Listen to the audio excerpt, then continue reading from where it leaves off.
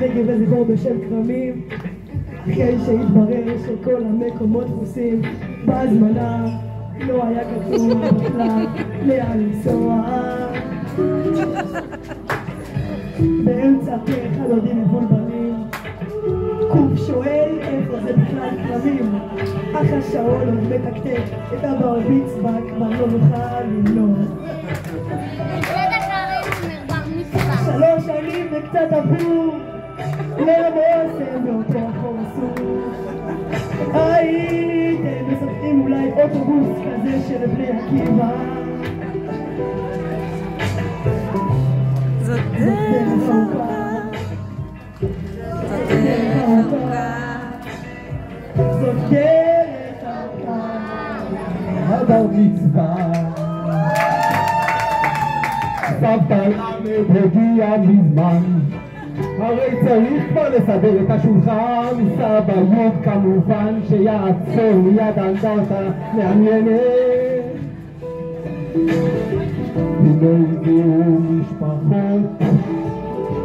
ולמהם ברור צריך את החדר לפחות. הוא לא גמר איזה פרויקט בעבודה, תיתן לו זמן לשבור את הדלת. וזה הרגע שבו עין תשאל מה פה זה הוואי העניין נתונים וזה חבל. א' הציע לנחש כמו דף גמרא בגלל שהיא בדרידים כבר. זאת דרך ארוכה, זאת דרך ארוכה.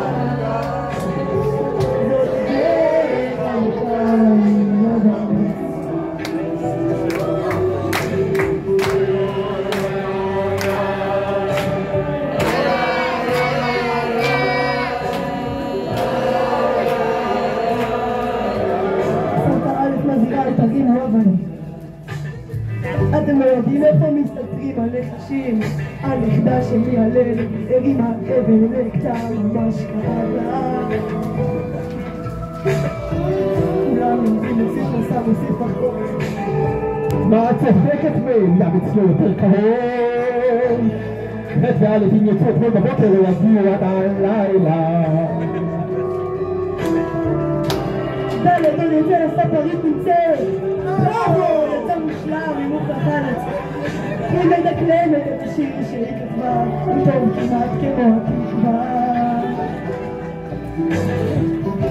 זאת דרך ארוכה, זאת דרך ארוכה, זאת דרך ארוכה.